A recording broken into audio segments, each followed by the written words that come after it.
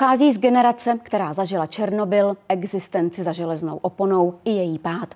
Současnou pandemii považuje Lubomír Typlt za pohromu, kterou tušil přicházet.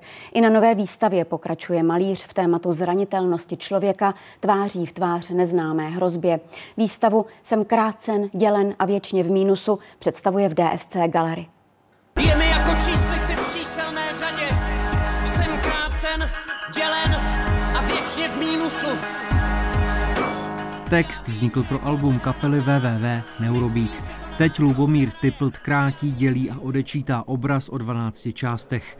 I když portrét považuje za zprofanovaný námět, oživil ho novým přístupem. Ale když tam dojde k tomu znejistění, že vlastně každá část toho obličeje, nebo když ten obličej je vlastně rozčtvrcený nějakým tím křížem a každá ta část má jinou barvu, tak najednou o to víc si uvědomujeme vlastně tu identitu toho člověka, který stojí za tím. Nejenže používá zcela nové odstíny barev, ale nanáší je inovativní technikou na bílo-zelenou kresbu. A ta barva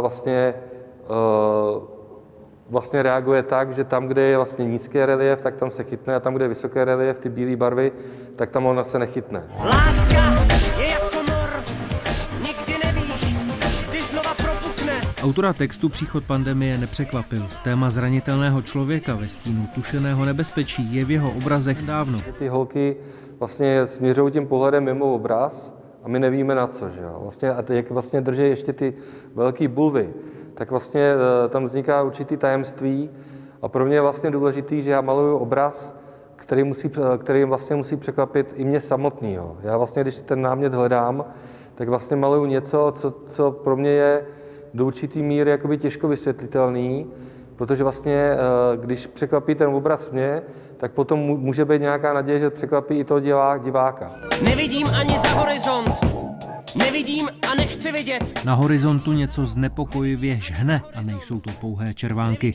Podobné motivy jako na svých obrazech objevil na plátnech vycházející hvězdy ve světě umění německé malířky Simone Hack. Vlastně ona pracuje s určitýma prvkama, které jsou podobné tomu, s čím pracuji já. Jsou tam dětské postavy, je tam nebezpečí a je tam dualita. Vlastně strašně často maluje dvě stejné postavy, které vlastně jsou si k nerozeznání podobné a vlastně vzniká napětí v tom obraze, protože se člověk ptá, jsou to teda dvojčata, nebo je to klon, nebo vlastně ptá se po té identitě toho zobrazovaného. Pandemie sice zamezila přístupu na výstavu, přesto galerie zaznamenala velký zájem o prohlídku obrazů na svém Instagramu. Plánuje několik přednášek a 3D prohlídku. Petr Kořínek, Česká televize.